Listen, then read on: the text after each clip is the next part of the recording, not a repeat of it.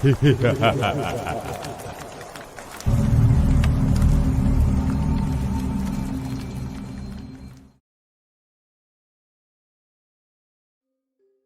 family lived a simple life in a small, close-knit community where every face was familiar and the days flowed into each other with comforting predictability. But the day we decided to bring the bunk bed into our home marked the beginning of a chapter we never anticipated we'd be forced to write. It was a sunny afternoon, the kind that fills small-town life with a sense of endless possibility. My children, Jake and Emma, had been sharing a room since Emma was born, and as they grew, so did their need for their own space. The bunk bed, spotted at a local yard sale, seemed like the perfect solution, a symbol of their coming of age and a practical answer to our limited space. The previous owner, a wiry old man with more wrinkles than years, seemed all too eager to part with it for a price that now strikes me as far too low for such a sturdy piece. He watched with a peculiar gleam in his eyes as we loaded it onto our truck, his farewell, a muttered, "Take care of it," lingering in the air like a warning we were too cheerful to understand. Arriving home, we set about assembling the bed with a sense of ceremony. The kids buzzed around us with excitement, their laughter echoing off the walls, filling the house with warmth and life. It was a project, a family endeavor that brought us closer, each turn of the screwdriver a turn towards something new. By evening, the bed stood proudly in their room, the wood catching the last rays of the setting sun in a way that made it seem almost alive. That night, after stories were read and lights turned out, whispers of anticipation slipped under their door as Jake and Emma debated who would get the top bunk. The decision, made with all the seriousness of a peace treaty, was that Jake would claim the top, Emma, content with the bottom, nestled in with her collection of stuffed animals. The house settled into silence, a comforting blanket that seemed to wrap itself around us. My partner and I retired to our room, the events of the day, a pleasant memory dancing at the edges of our thoughts. But as sleep crept upon us, a sense of unease began to take root, a prickling at the back of my neck that I attributed to the exhaustion of the day. It was the first night in what would become a series of endless nights, where the boundary between imagination and reality blurred. The bunk bed, with its carved posts and ladder, stood as a silent sentinel in the children's room. Yet beneath its innocuous surface, something stirred, a whisper of the past, a shadow of something not quite right. In the days to follow, that unease would grow, fed by incidents that defied explanation and laughter that turned to whispers of fear. The bunk bed, a supposed symbol of growth and independence, would come to represent something far darker, an intrusion into our lives by forces unseen and malevolent. It was a beginning, yes, but not of the kind we had ever wished for. That first night, after the novelty of the new bunk bed had waned and the children had succumbed to sleep's embrace, a silence descended upon the house. It was the sort of silence that feels too heavy, too charged with unspoken words and secrets lurking in the shadows. Jake and Emma, nestled in their new sleeping quarters, were the first to sense that something was amiss. It began subtly, with the faintest whisper of movement, like the rustle of leaves carried on a breeze that had no place within the closed confines of their room. Emma stirred, her dreams interrupted by a sensation of being watched. She blinked open her eyes to the darkness, searching for the source of her unease. Above her, Jake slept soundly, yet the space around them felt charged, as if charged with anticipation. Then came the whispers, soft, unintelligible murmurs that seemed to emanate from the bunk bed itself, weaving through the slats of the top bunk, drifting down like tendrils of mist seeking out the warmth of the living. Emma's heart quickened, her breath catching in her throat as she strained to understand the words being spoken in tones too low for human ears. Across the room, shadows began to dance.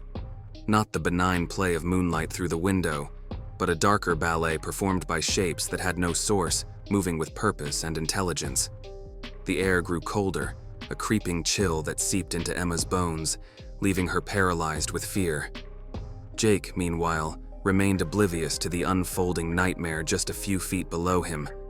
It was only when a sudden cold draft jolted him from his slumber, that he too became aware of the room's changed atmosphere. The comfort and security of their new bed were shattered by the realization that they were not alone. Whispers turned to soft laughter, a sound that should have been joyful, but instead carried a malevolent undertone. The children clung to their blankets, eyes wide in the darkness, searching for a source of the sounds that now filled the room. The bunk bed, once a symbol of their growing independence, had become a prison, holding them captive in a web of fear. As the night wore on, the phenomena only intensified. Toys seemed to move of their own accord, propelled by unseen hands. The laughter grew louder, more insistent, as if mocking the children's terror. Emma and Jake were prisoners in their own room, caught in a nightmare that refused to end with the coming of dawn. When morning finally broke, the room was silent once more, the shadows banished by the light of day. But the memory of the night's terror remained, etched into the minds of the children. They knew, with a certainty that belied their years, that the bunk bed harbored a presence beyond their understanding, a malevolent force that had marked them for its own. The first night had ended, but it was only the beginning of the Tallmann family's ordeal. The days to come would bring more unexplained phenomena, each event escalating in intensity as the family struggled to understand and combat the force that had invaded their home. In the days that followed, our home became a theater of the absurd, the mundane turning malevolent. The bunk bed, a mere piece of furniture, seemed to be at the heart of it all. Objects moved with no one to move them, toys floating through the air, only to be dropped in silent threat. The chill that had settled in the children's room spread through the house like a winter frost, seeping into every corner, every shadow. I tried to rationalize it, to find logical explanations for the things we were seeing and feeling. But how do you explain a glass suddenly shattering on the kitchen counter, or the sound of footsteps in an empty hallway? How do you comfort your children when they tell you, in voices trembling with fear, that they've seen the eyes of someone hiding in their closet, watching them? It wasn't just objects moving anymore, or the unexplained cold. It was the feeling of being watched, constantly, a gaze we couldn't see but could feel, prickling on the back of our necks. The laughter that once echoed through the house at night turned into whispers, words we couldn't quite catch, spoken in a voice that chilled the blood. Then came the night that changed everything. It was as if the house itself had come alive. Doors slammed shut, trapping us in darkness. The laughter was all around us now, no longer hiding in the shadows but bold, taunting. Lights flickered on and off in a macabre dance, and the air was filled with the scent of something foul, something rotten. In the children's room, the epicenter of our nightmare, the bunk bed shook violently, as if in the grip of an unseen fury. My children screamed for me, their voices cutting through the chaos, and I fought my way to them, every step a battle against the fear that threatened to choke me. When I reached them, the room fell silent. The bed stopped moving, the air cleared, and for a moment, we were left in a bubble of calm. But the eyes, those unseen eyes, were still there, watching. We knew then that we couldn't stay. Not one more night. The next day, we sought help, desperate to reclaim our home, our lives, from whatever had taken hold. But as we would soon discover, some things are not so easily banished. The history of the bunk bed, its origins in a cursed forest, was a piece of the puzzle we hadn't known, a key to understanding the horror that had befallen us. But knowledge alone was not enough to protect us. The true battle was just beginning. Desperation drove us to seek out the history of the bunk bed, leading us to the local historian who unveiled its dark origins. The bed was crafted from trees in a forest known for ancient curses and tales of lost souls. The realization hit us like a cold wave. We had invited something into our home, something bound to the wood, to the bed, with a vengeance that transcended time. Armed with this knowledge, we sought ways to sever the connection, to cleanse our home. Experts in the paranormal, clergy, and even skeptics lent their efforts in a unified battle against an unseen foe. Each ritual, each prayer seemed only to agitate the presence further, escalating its manifestations into violence that left marks on our walls and our spirits. The storm that night seemed to mirror our turmoil. As lightning fractured the sky, the entity in our home unleashed its full fury. The bunk bed became the epicenter of a maelstrom of paranormal activity, hurling objects with deadly force, its whispers now deafening screams in languages lost to time. In a moment of clarity amidst chaos, we understood that the bed could not remain under our roof. With the storm raging both inside and out, we made the decision to remove the cursed object from our home. It was an act of desperation, a physical struggle against the embodiment of our nightmare as we dragged the bed outside, its weight seemingly increasing with every step, as if it resisted, fought back against its own expulsion. The community gathered, drawn by the spectacle or perhaps an innate sense of solidarity in the face of inexplicable horror.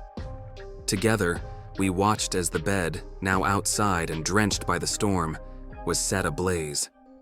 The fire struggled at first, as if the bed was impervious to flame, but then it took hold, consuming wood and curse alike.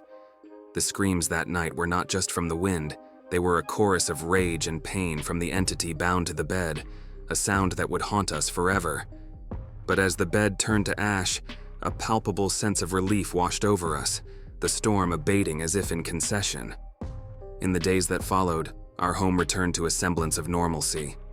The children slept through the night, laughter returned to our halls, and the weight of fear lifted from our shoulders. We had survived, we believed, the worst of it. But the story didn't end there. My youngest found a charred piece of the bed's frame in the yard, innocently asking to keep it as a reminder. A chill ran through me, a familiar sense of dread. The whispers returned that night, a soft, insidious reminder that some connections once forged are not so easily broken. Our battle may have ended, but the war, it seemed, lingered on. The piece of wood sits on our mantel now, a constant reminder of the horror we faced, and a silent warning of the shadows that might still lurk, waiting in the unseen corners of our world. Months had passed since we thought the curse was behind us. Life had almost returned to normal, but the piece of charred wood on our mantel remained a haunting reminder of our past ordeal. Then the whispers started again, this time clearly coming from the relic itself. It was a stark realization that our battle wasn't truly over. By keeping the remnant, we had unknowingly held onto the entity as well. Determined to end this once and for all, I disposed of the wood in a river, hoping the flowing water would cleanse and carry away the lingering malevolence.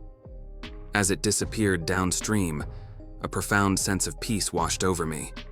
The house felt lighter, the air warmer, and for the first time in a long while, genuinely peaceful. Yet, there's a part of me that remains vigilant, aware of the thin line between our world and the unknown. The experience has imprinted on us a cautionary tale of the unseen forces that dwell just beyond our perception.